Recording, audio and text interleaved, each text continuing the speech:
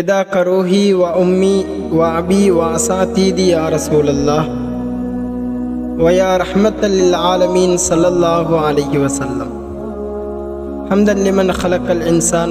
இஸ்லாம் மார்க்கம் என்பது கண்ணியத்தை வலியுறுத்துகின்றது. அதாவது ஒரு ஆண்மகனாக இருக்கட்டும், ஒரு பெண் மகளாக இருக்கட்டும், இந்த உலகத்தில் கண்ணியமான முறையில் வாழ வேண்டும் என்று நம்முடைய தூய இஸ்லாம் வலியுறுத்துகின்றது. அன்பார்ந்தவர்களே, இன்னும் பேசிக்கொண்டிருக்கின்றது. அதே போன்றுதான் இந்த உலகத்தில் மிகச்சிறந்த பெண்மணிகள் என்று எம்பெருமானார் ஸல்லல்லாஹு அலைஹி வஸல்லம் அன்னவர்கள் கூறிய பெண்மணிகளில் மரியம் அலைஹிஸ்ஸலாத்து வஸலாம் அன்னவர்களும் இடம்பெறுகின்றார்கள்.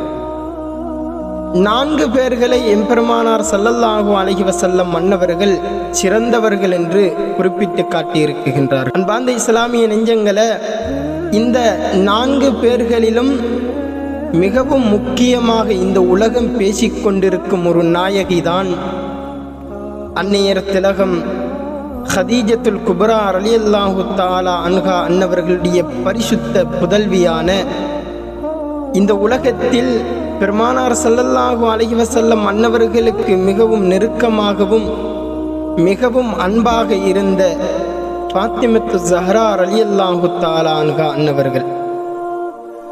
அன்னவர்களுடைய நாமம் இந்த உலகத்தில் ஒலிக்காத இடங்களே இருக்க முடியாது. ஏனென்று சொன்னால் அவ்வாறு இந்த உலகத்தில் வாழ்ந்தார்கள். வாழ்ந்து மரணிக்கும் வரைக்கும் தன்னுடைய ஹபீபுக்காக வேண்டியும் தன்னுடைய ஹபீபை நேசிக்கக்கூடிய இறைவனுக்காக வேண்டியும் இந்த உலகத்தில் வாழ்ந்து மரணித்தவர்கள். அதே போன்று தன்னுடைய கணவனுக்கும், இந்த உலகத்தில் ஒரு பெண்மணி தன்னுடைய கணவனுடன் எவ்வாறு நடக்க வேண்டும் என்றும் நடந்து இருக்குகின்றார்கள். எவ்வாறு கணவனை மதிக்க வேண்டும் என்றும் நடந்திருக்குகின்றார்கள். அந்த நாயகியை பற்றி நாம் இன்று பேச இருக்குகின்றோம்.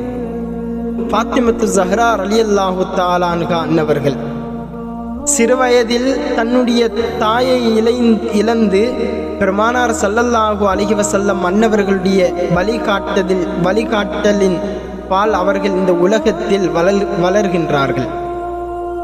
பெருமானார் ஸல்லல்லாஹு அலைஹி வஸல்லம் அன்னவர்கள் எவ்வாறு வளர்த்தார்கள் என்று சொன்னால், மிகவும் வீரம் கொண்ட ஒரு பெண்மணியாக வளர்த்தார்கள். அன்பார்ந்தவர்களே, இந்த உலகத்தில் ஒரு பெண்மணி வாழ்கின்ற பொழுது வீரம் உள்ளவளாக